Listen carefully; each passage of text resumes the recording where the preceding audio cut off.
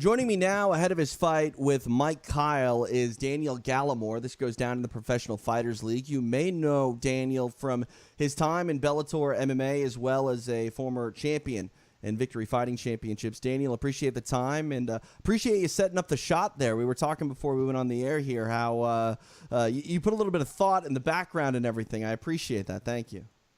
Yeah, man. It's a friend of mine's gym. You know, it's good PR for everybody. It's good PR for them. And it's a nice, steady, quiet setting, too. There's no noise or interference or anything. Everybody's done. Now I'm going to hit the bag some more after this because we just had class. And then I'm going to lock up behind me. Good to go. I'm able to read. It looks like you're at the Foundation Training Center. Tell me where that is. It is in Littleton, Colorado, just south suburb of Denver. I think the country knows Littleton for some unfortunate reasons. Isn't that where Columbine is? I'm not sure where the school was. It's not far from here, though. I do know that. Yeah. But I'm not sure. I think they dozed the school and stuff, and I honestly don't know where it's at. There's a lot of different stores and stuff that are Columbine this or Columbine that. Right, yeah. In the general area, so I'm not sure exactly where it occurred. But, yeah, it wasn't far from here. You're from Kansas, right? I mean, the nickname is Big Kansas. I assume you're from Kansas. Yeah, I was born and raised. I wasn't born in Kansas. Sorry, I was raised in Kansas, though. Got it. So, tell me about the Professional Fighters League. I mean, like I said, you're not hard to find tape on. Victory Fighting Championships, former champion, Bellator MMA veteran. The opportunity comes across the board from Professional Fighters League, and you jump at it. What went through your mind? I am friends with Travis Brown, and Ray was helping Travis with camp. So I saw Ray almost every day. And I really liked Ray. He's a really good guy. And, we talked about it, chatted back and forth a little bit about it. And then, so I was kind of aware that the opportunity would present itself. And then it did. So I was like, yeah, sure. Sounds great. That's great. When the opportunity presented itself, was Mike Kyle the name right away, or was it sign with the promotion and then get a bout agreement and an opponent? Mike Kyle was not the name right away. I'm not sure how much I can disclose. Hopefully Ray won't get mad, but there was talks of me fighting Sean Jordan originally. Okay. But I believe Sean's brother was caught up in the hurricane mess, so that works out better. And honestly, I haven't ever met Mike. I've never trained with him, which makes it easier to train for. It makes it easier to hit somebody in the face if you don't have any kind of rapport with him. When I trained at Jackson's for a little while with Travis, and Sean was one of our training partners, and Sean is a country boy from down in Louisiana, and I grew up in a town of 500 in Kansas, so we chatted back and forth quite a bit about fishing and hunting and stuff like that, and so there was kind of a rapport and a little bit of relationship there, so I wasn't like super stoked on fighting Sean anyway, because I like that guy, and not knowing Mike and have never trained with him or anything else, it makes it a little bit easier. I'm sure you're aware of Mike Kyle and his history in this sport, are you not? Or are you learning all about Mike for the first time? I was a little bit aware before, but having the bout agreement announced, there's definitely been people that have come out of the woodwork and been like, oh yeah, he did this and this, and I hope you whoop him and blah blah blah. But I mean, he hasn't disrespected me right personally, and I don't know the background of. I mean, maybe those other guys disrespect him in the back. Maybe I don't know. So it's hard to say. Like right now, it makes it easier because I don't know him. I've never met him, but I don't take much of the hearsay and stuff for much more than a grain of salt because I don't know him and I've never met him. Like I said, I'm friends with Travis, and he and Rhonda are married now. A lot of people's perception of Rhonda is that she's some, like horrible person that's like so arrogant and blah blah blah blah blah. Man, that's not the interaction I had with her. I can tell you that right now. She's a sweetheart. Like, she's awesome. Sure. I guess I bring up Mike Kyle's history because the hearsay is one thing. What is documented is another. He fought Wes Sims in the UFC. Wes Sims accused Mike of biting him. There did appear to be teeth marks on the chest area of Wes Sims. And then the most notable thing, Mike Kyle refused to stop fighting once upon a time in the state of California when the referee was trying to pull him off of an unconscious fighter. He was then subsequently suspended for that and disqualified. He's gone through that process. He's back fighting again. And, we're a country of redemption. We like second chances. Mike Kyle has not screwed up his second chance thus far. I was just curious if you knew more beyond the fact that Mike Kyle fought in the UFC once upon a time and what his style brought. But it sounds like some of this is new information to you. Some of it is. I mean, I knew about the Wes Sims thing. I think he actually had a couple incidences where he might bit somebody or something. I actually have trained with Wes, though, and I wasn't a big fan of his at all, like none whatsoever. Okay. So I'm not mad at Mike for doing that in that instance. Like, I don't know what else was going on before the fight and what else was done, but the little interaction that I had with Wes when I was an amateur in Las Vegas was pretty poor. Like, I don't care for that guy.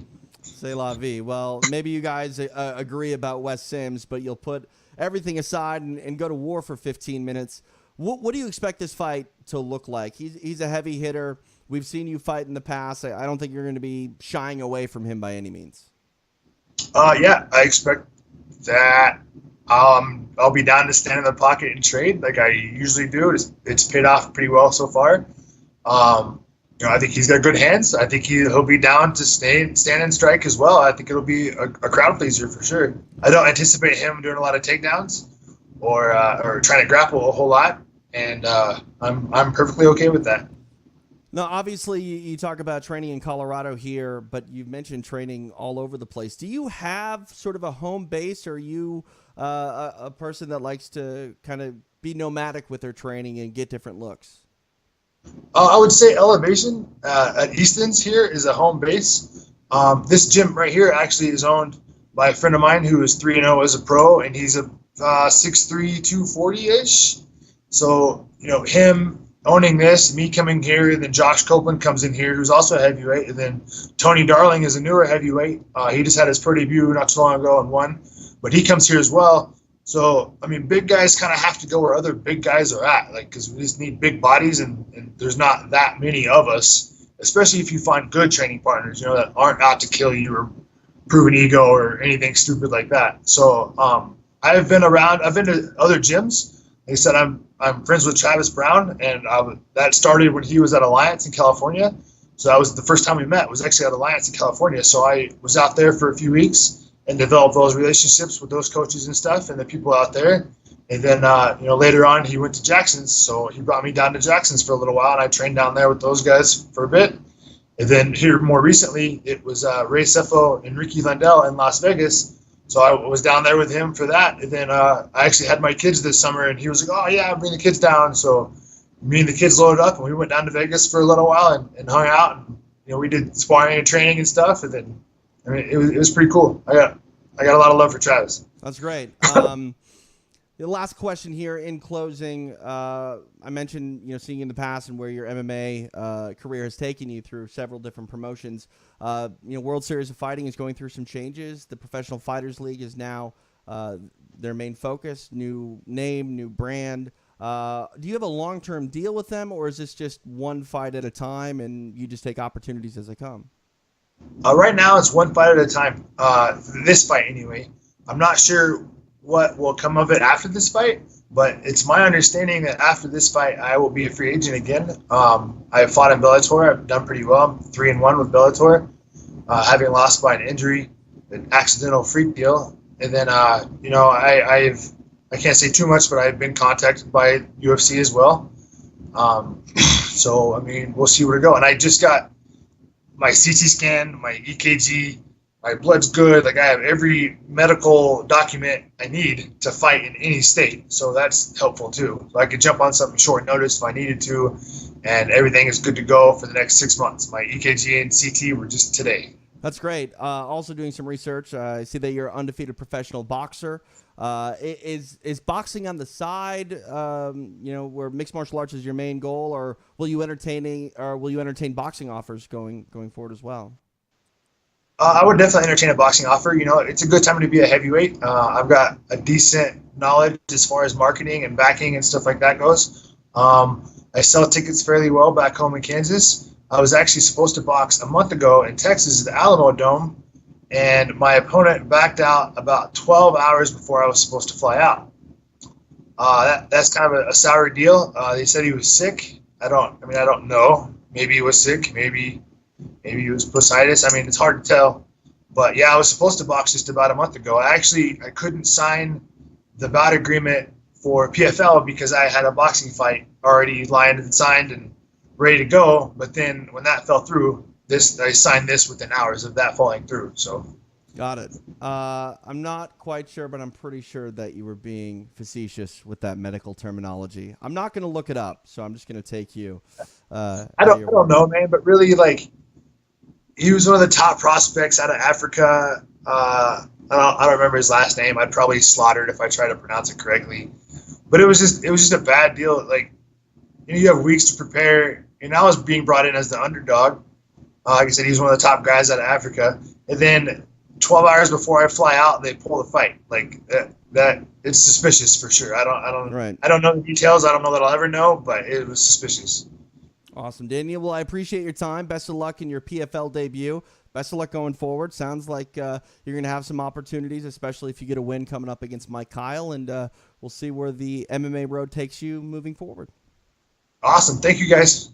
Thanks.